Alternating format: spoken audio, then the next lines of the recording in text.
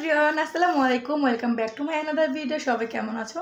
তো এই তো বাপের বাড়ি আসার পর ইফতারি করলাম। দেন এখন আম্মু কিছুতেই যাইতে দিব না। আম্মু বলছে না যদি আসো রাত্রে খাবারটা খেয়ে যাও। আম্মু তো রান্না করতেছে আর তোমাদের ভাইয়া চলে গেছে।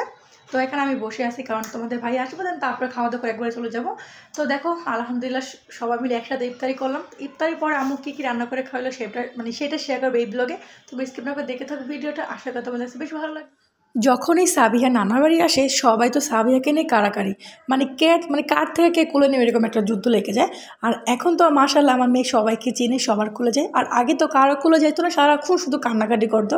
আর দেখো এখানে ওর হচ্ছে মানে খালা আর হচ্ছে ভাগ্না, মানে কী বলে ভাগ্না ভাগ্নি বলে, মানে ভাগ্নি বলে, মানে এটা হচ্ছে আমার খালাতো বোন আর এই যে আমার ছেলে। ওরা মানে সারাক্ষণ দুষ্টামি করে। আর যেহেতু আগে এই বাসায় আসলো না, সোন একা একা থাকতো, মানে ওর মামার সাথে খেলা করতো। আর এখন যেহেতু আমার খালাতো বোন আসে তো ওর সাথে সারাক্ষণ ও মানে না খাওয়া যায় সারাক্ষণ খেলতে থাকে।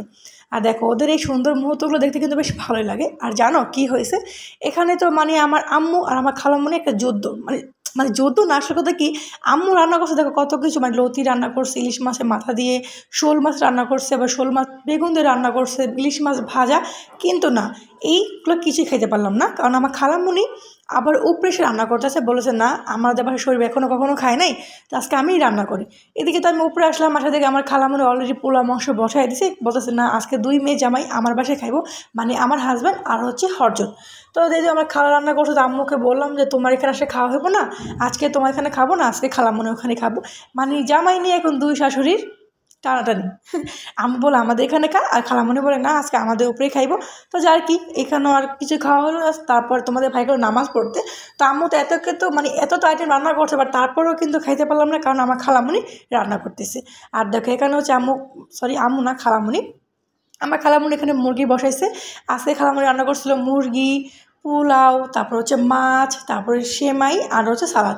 যদিও সবটাই মানে ভিডিও করতে পারিনি, মানে খালাবোন যে একসাথে হইয়া গল্প করতে করতে সময় কাটলো, আর ভিডিও করতে পারলাম না। আর দেখো আজকে কিন্তু আমার মায়েও রান্না করছে, মানে আমার ছোট্ট মাটা আজকে খাতে খুন্তি ধরছে।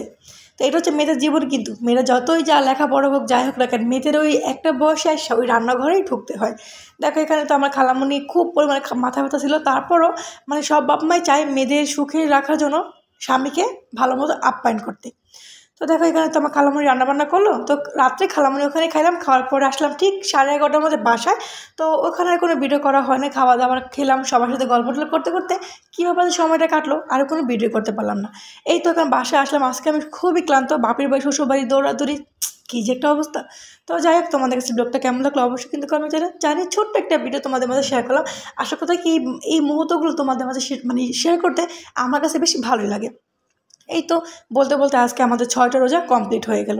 তো তোমাদের মানে কে কটা রোজা রাখলাম অবশ্যই কিন্তু আমার কমেন্টের মাধ্যমে জানাবা। তো এখন আমি খুবই ক্লান্ত, জাস্ট আজকে আর কোনো ভিডিও করা হইব না, জাস্ট এখন শুয়ে পড়বো।